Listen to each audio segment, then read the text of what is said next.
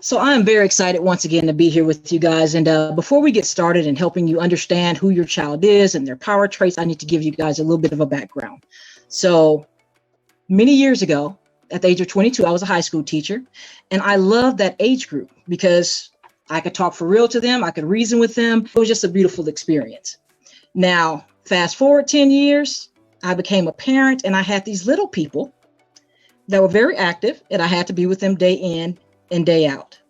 I was very much so challenged by this experience. And as you see on the screen, these are my girls, Micah and Kayla. And so many days I was just overwhelmed by their degree of movement, their talkativeness. And my question was, why can't they just be a little bit more like me? Must everything be an adventure?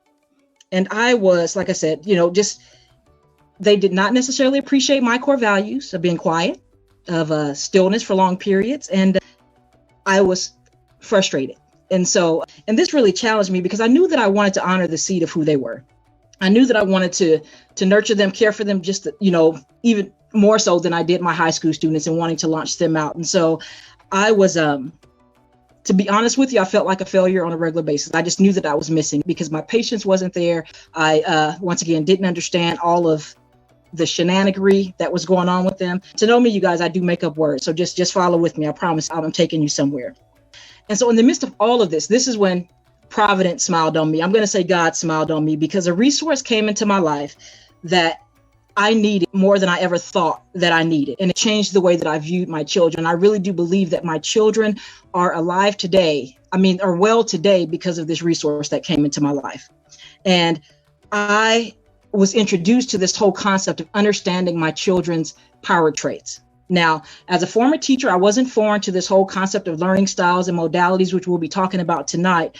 But what I didn't understand was how all of these pieces needed to work together, to be understood together, come together for me to understand and have a complete picture of who my children were and how I could honor that. So just a little bit of background. I was spared so much unnecessary frustration after I learned this whole concept of power traits. Now, as parents, I don't believe that we will ever be exempt from challenges, but it makes a difference when you can understand at least why you're facing what you're facing and you're understanding the uniqueness of who your child is. So that's what brings me here to you guys tonight. And I hope that I can shed some light on it for you so that you also can better understand who your child is and how to honor them in the process of how they're wired. We never look at a seed. We never look at an apple seed and say, why can't you give oranges? Because that apple seed is going to produce apples. But every time that we look at our children and we expect them to be something that's not a part of their design, we're basically in essence saying, not really honoring your wiring and the seed of who you are. So I do want to shed some light on that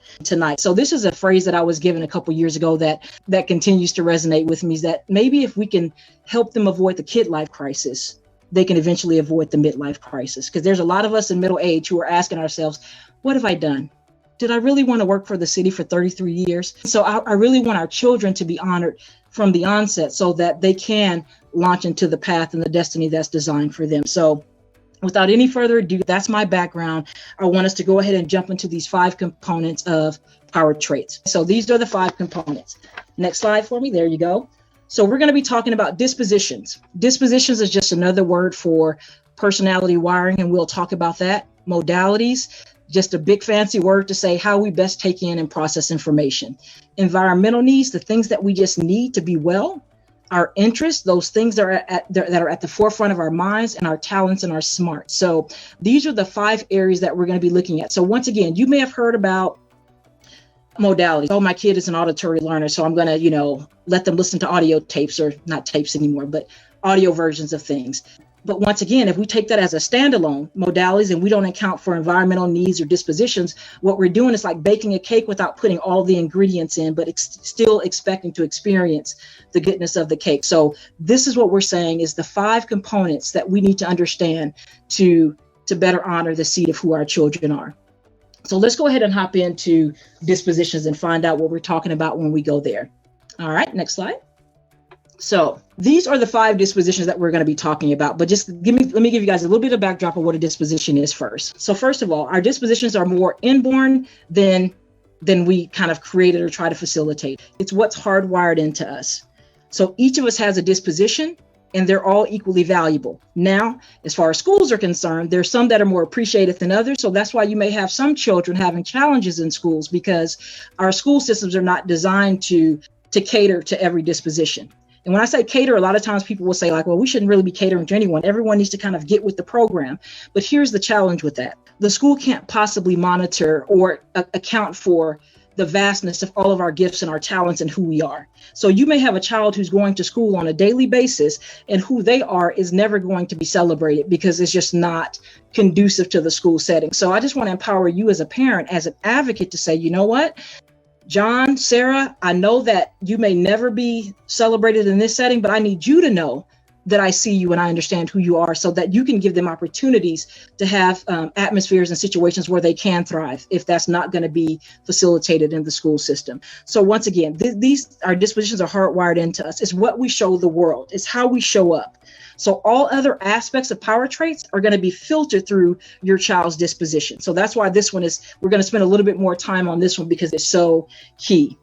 Our dispositions determine how we work, how we communicate, how we learn, determines how our behavior. So all of this can help us to give our kids like hacks and strategies and tactics when all the other systems that they may be experiencing may not be aligned to give them the best chance at success. So I want you as a parent to have the tools that you need to say, you know what, I'm going to recognize you for who you are and give you the tools that you need to succeed. So many misunderstandings happen between parents and children and teachers and children, not because of defiance. A lot of times it's a dispositional issue. So remember what I shared with you guys about me conflicting with my children? It was like, I love being still. I can read, I can be in quiet, but those guys are movers and shakers, and they need that activity to be well. So now I can understand you're not just trying to disobey me, as it were, you were living out the truth of who you are. So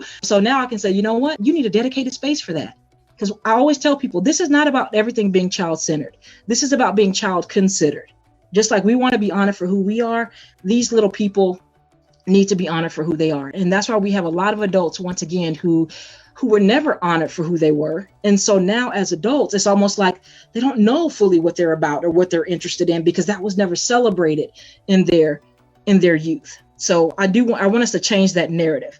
So once again, if we don't allow ourselves, or we don't begin to accept our children for who they are, their dispositions, then they're never going to get the acknowledgement and the acceptance that they need. And so it's very difficult to learn when you don't feel safe. It's very difficult to learn when you don't feel that your presence matters or how you show up matters. So I just want to encourage us to recognize that our dispositions are not something that we can take on and off. Literally is how we're wired and what's in our seed. So real quick, these are the 5 dispositions. I know you guys may have received a quick assessment in your email. So I'm not sure if you guys had a chance to take that, but I'm going to give us a brief overview of the brief dispositions. And so you're probably going to locate yourself just based on my description. So you're spontaneous, folks. Once again, this is not just children. This is adults as well.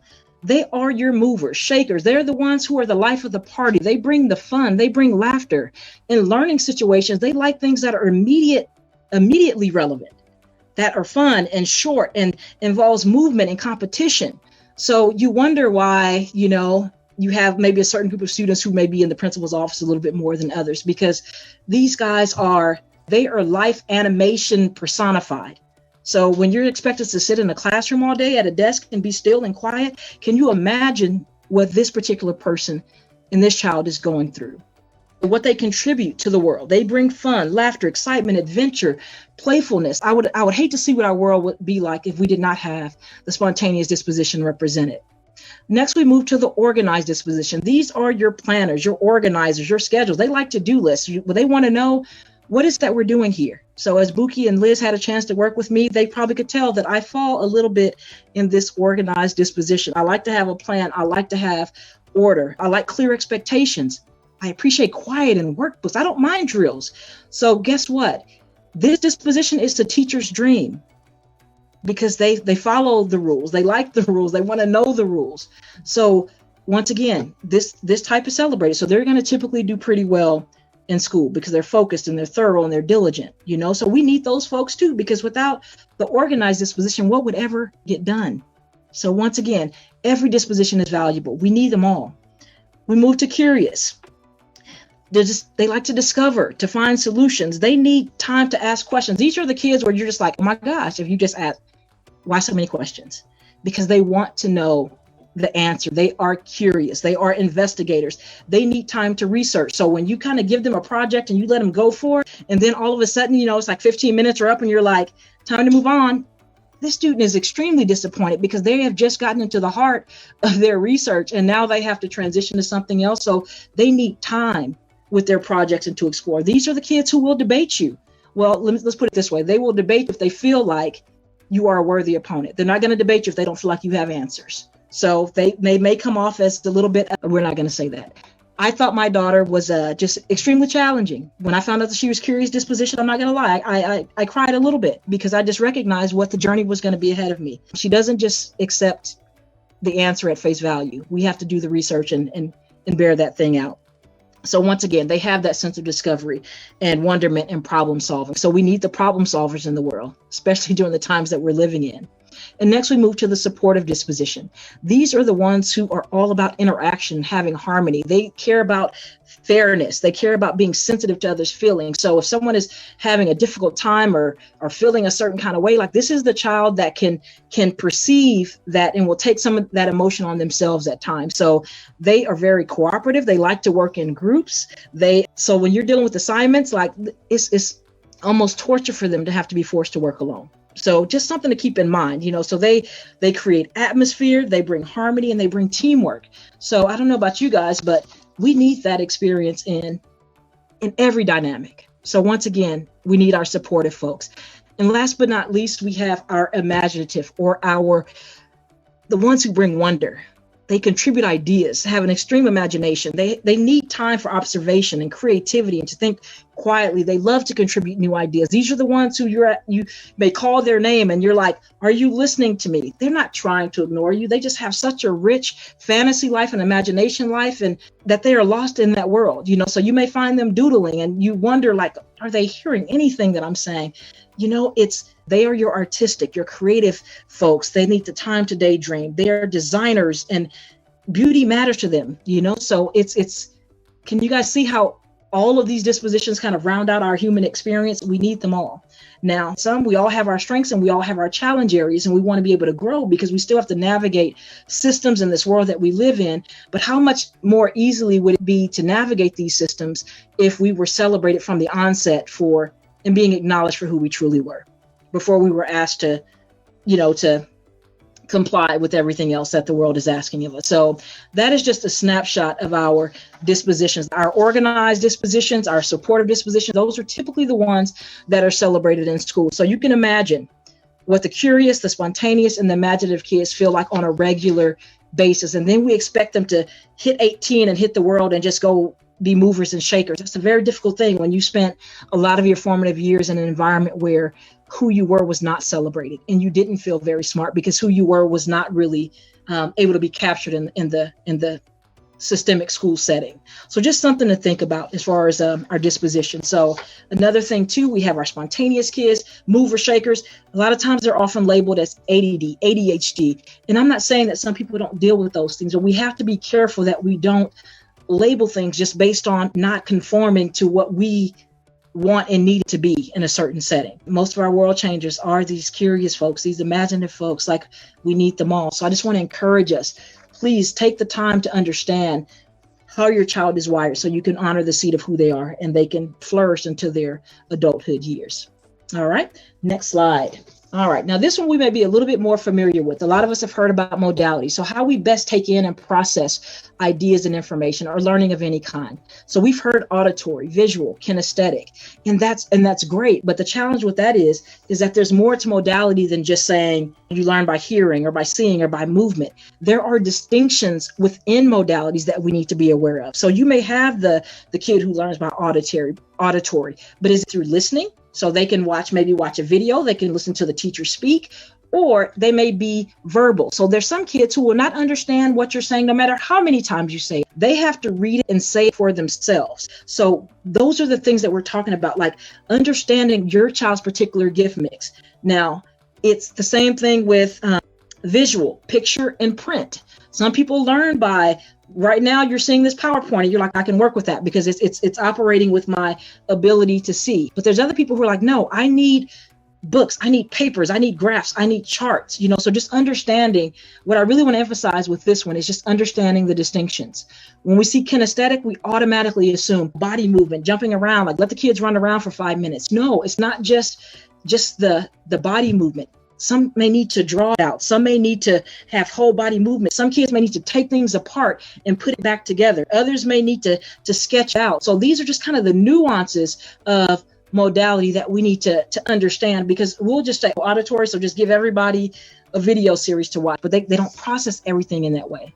So some assignments I may need visual, other ones I may need to take apart and put it back together. So once again, it's not just this one size fits all modality. So it just behooves us to understand like how our child best processes and takes in information if we truly want them to be successful. All right, next slide, please. Now, this is an interesting one because this one we have a ton of control over, and we don't always think that we do. I don't know if you guys have ever said this to your child, it's like, I don't care, you get in that classroom, you respect your teachers, and you just focus no matter what. But let us same adults go into a meeting and let us be hungry, or let there be a sound or a bug, or, just these things that are distracting us, and we can't focus at all. There's a reason they always bring food to these meetings, because they know that, we need to have some of those needs met. So that's the same thing that we're doing with our environmental needs. We're asking ourselves, what is that we need in our space, in our world, for us to be well? There's some people who can absolutely work alone. They can't get anything done unless they're working alone. But then you may have someone else who's like, if there's not some sort of ambient noise or another person in the room, it's almost like they can't get anything done because they need that other presence. A lot of times we were just like, go in your room, do your work, sit at your desk, sit up, and our backs hurting. We weren't designed to sit at desk all day. So they may need to lay on the couch or lay across the bed or listen to certain music so that they can process what it is they're learning. So once again, it's just being sensitive that there's different things that we need. Psychology even bears out, like when you're surrounded by your favorite color, like it just does something to your spirit. I don't know if you've ever just been in a room and it may be like a powder color and it's just depressing and dark and dank and it's too dark, and it's just like I can't focus in that setting. So finding out what kind of lighting your child needs. Do they need sunlight? Do they need fluorescent light or low light? For me, I need the whole room lit up. I just need it lit up. And I'll try and go with my husband is in the office and he's working. I'm just like turning on lights and he's like, I don't need that. Oh, I'm sorry. So once again, we kind of sometimes, because we need something, we assume that other people need it, and that's not always the case. So once again, it affects our environment, affects how we learn, how we think, how we work. And so if you have a kid who knows that, like, man, every day at 10 o'clock, like I'm starving, like load them up with some almonds, granola bar, whatever those things are, because it's like just that little fuel can change their whole attitude. If you have a child who is not a morning person, that is probably not the best time for them to be signing up for a calculus class. So these are some of the things that we can absolutely navigate and mitigate if we just understand when is our most effective time of day. I'm a morning person, so if I'm going to get the bulk of my work done, it needs to really be done in that 5 o'clock, 6 o'clock, 7 o'clock hour. At nighttime, you're not getting anything productive really from me. So if that's true for us, then how also is it true for our kids? But we expect them to go all day, to be at school all day, do practice all day, and still function. We're not wired, just to be all over the place like all the time. So it's just helpful to understand what are those things that allow us to thrive. Same thing with the plant, how much sunlight it gets, how much water it gets. That's where we need to be mindful of our environmental needs. All right, next slide, please. All right, now we get to interest. Now, this was one thing that I don't think that anyone really asked me about this when I was a child. It was kind of like, we were from Texas, so you were going to play a sport. You were going, there's just certain things you were just going to do because that was just a part of our cultural norms. And so when you know your child's interest, like that is going to be their greatest motivators. This is the things that are top of mind. You don't have to get a person to force someone to work towards their interest. I have a daughter right now who is teaching herself graphic design, and she's using a program called Procreate. She's on YouTube all hours of the day learning layers and techniques and things like that. Like I couldn't have thought of meeting that need, you know what I'm saying? But because it's her interest, she dives in full for. So your interest, once again, will drive learning when nothing else will. And a lot of times, like I said, we're going to talk about this in a little bit. We know where our kids may be, what their talents are, their areas of giftedness are, and how they're smart. And we want them to, we always say, pursue your potential, follow your potential. But if their potential or the areas that they're smart doesn't line up with their interest, they're going to buck the system all day long, because that's not what they necessarily desire to be focusing on at the moment. So here's the gift to the parents. If you can understand what their interests are and lead by interest, you may be able to cut down on a whole lot of activities that you're taking your kids to and things that you're signing them up for, because you may be paying for piano lessons, but they're making it a nightmare for the piano teacher and they're just not there at the moment. So you can say, you know what? I'm not going to chauffeur you to 1,002 activities right now. Let's focus on meshing some of those interests with the areas that you're growing in. And so I really just want to encourage us to find out what your kids are interested in. And even if you feel like it's frivolous or it's not worthy of much paying attention to, you will be amazed at how just their work ethic to discover what they're trying to discover would translate into other areas of life that we deem to be more important, because they are developing skills, they are developing follow through, they are developing a sense of nurturing what matters. And my concern is, like, when they get in trouble or there's an issue, the first thing we start taking away are the things that they're interested in. I just want to caution us with that, because once again, when we take away things that are interesting, we really do make them question if their interests are valid. And then as adults, when we want to take a calligraphy class or a dance class, we're like, why does this even matter? Like, I need to be more practical. I need to focus on more, you know what I'm saying? Like, as adults, I don't know that we even know how to honor the things that we want to focus on, because they seem more like an interest instead of something that's serious and should be pursued in that manner. So I just want to encourage us to really lead with interest wherever possible, because once again, you will have them locked in. So I really just want to kind of make that point. All right, let's shift to our next slide, please. All right, so let's talk about talents, or another word that I use for this is smarts. So the question I always say is, the question is not if your child is smart, it's how are they smart? Now, we already know that in school, they're pretty much going to be measuring that number, logic smart, word smart, those kind of things. But what happens when you have a child who is life enhancement smart, or humor smart, or animal smart? Those things are not necessarily going to be measured. So what happens when you are in a setting for 13, 14, 15 years of your formative life, and the majority of who you are and what you are strong in is never celebrated? And that's why as parents, we have to know what our children's giftings are and how they're wired, so that we can provide them opportunities. So you guys are probably even doing that now by just supporting your kids and being a part of the Baseball Beyond Borders and making sure they're at practices and having what they need. It's like, once again, those kids who are body smart. A lot of times we think body smart, once again, is just this need to move. It's deeper than that. Like, I literally learn by processing through my body. So someone else can learn a play by watching the coach put the plays on the whiteboard, but I'm the one who needs to be on the field, and you need to put me in position and tell me where to run or how to bend down. And now I got it. Your music smart kid, that's the one who's always kind of humming or tapping their pencil, or just it's just are driven by music. They find themselves, singing without even realizing, but it's like, where is that child's outlet? And here's the beautiful thing.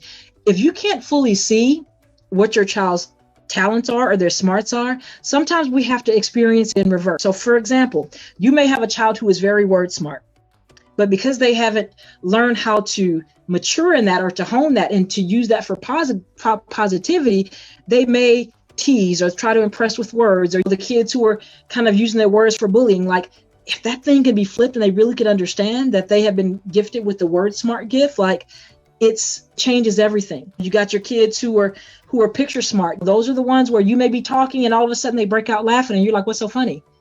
Well, you said something, and because they're picture smart, they literally in that moment pictured it in their head and they can't get the thought out of their mind. So there's some kids who are not trying to be rude. They just got the giggles because someone said something. They have that image in their mind and they can't quite shake. So once again, learning how your kids are smart so you can help them harness that and develop that. And just because we may not be strong in certain areas, like I'm not very strong at all in the life enhancement area. Those are the people who can decorate, who can kind of cook, who can make you feel really welcome around the holidays and things like that. Like I can watch a YouTube video and put some things together, but it's still not my natural inkling to move in that direction. There are some people who are truly gifted at that experience. There's some kids who may want to be dynamic athletes, but their body is just saying, you know what?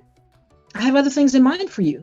So they may be the ones who are math smart and become your statisticians, but they still want to be around the sport. So I know that Buki talks about that in some of the other innings. Like, how can we empower you to be your best self, but still be around the sport of baseball?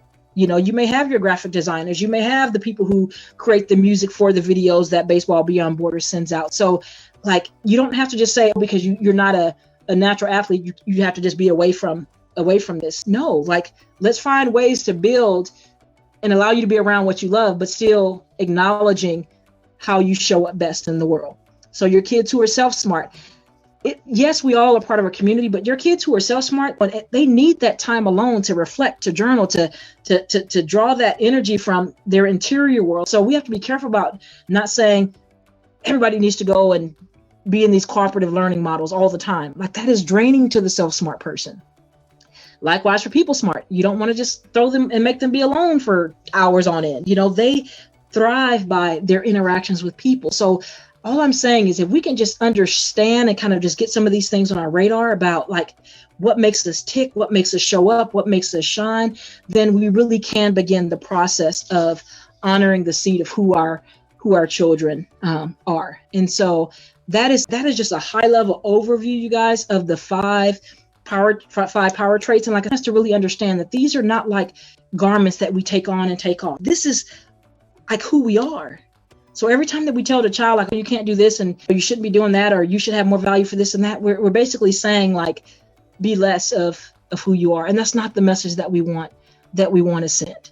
So I just want to encourage us once again, there should be some materials that Buki and Liz sent out via email that gives you guys just a snapshot of the dispositions, a snapshot of the areas of smart. So please take a look at that information and just really begin to kind of start the process of opening up your awareness of who your child is. Now, will you still have challenges? Absolutely you will, because once again, you have your own power traits. So you may value communication and being people smart, and your child may feel more withdrawn. So you still have to navigate the landscape of us being different. But at least now you know that it's not about just, once again, it's not about them just being defiant or disobedient. It's just literally about, this is a person who sees the world a little bit different. When I have my kids do cleanup stuff, they're like, I give them checklists. And they're like, really? Like, we know what to... Well, I just want to make sure nothing is missed. So I know that. So if you can do your part and honor me, then I can honor you. So let's have some mutual honorariums here. So that's the part of living life. And if you have another kid who's very math smart, then you know that's the one to go to in the family to help the other kids out when some math challenges arise. So now you begin to know who's there to empower the other based on how they're wired. So Buki, that's what I have as far as just our grand overview of understanding our kids' power traits. If there's any questions or things that anyone wants to chime in on, I am definitely here to be a part of that answering question process. Sharika, thank you so much for bringing that. Obviously, I've heard this before, and I continue to hear this as we interact together. But the fact is that always is a refresher to understand really how kids wired, how our student athletes are wired. And I think it's important for coaches, not just in parents, but our coaching staff, to fully understand what are the modalities that exist within our team, right? What are the dispositions, and how do I take my teachings and apply that to the 12 to 15 student athletes that I have at my disposal? It's so important that we have that. And so if you have questions, we do ask that you use the chat feature. Other than that, I do have some things for you, Tarika, because I think it's important. Sure. Because you had some nuggets, right, that I'm able to put in the back pocket when you talk about it's not defiance, it's really about the disposition. I think oftentimes as coaches, we get put in positions where we want to discipline just simply because of their defiance or their inability to follow whatever guidelines or rules that they're meeting. And it's not that it's intentional. Now, sometimes it is intentional, but for the most part, it's, if we don't know the disposition, then obviously we're doing ourselves a disservice as a coach to be able to support them and how they best learn. So what are some examples that you can give, right? That from a teaching standpoint, Right. that can help coaches really understand. And you can use any sport analogy, because I know you're a big football. Right. And we're from Texas, right? So here's the thing. So discipline, and we do have young people who still need to be nurtured and disciplined and groomed. So we're not saying just throw all of that out the window. But if you have a kid who's imaginative disposition and you're trying to explain concepts and you need them to focus, you probably want to bring that student a little bit closer.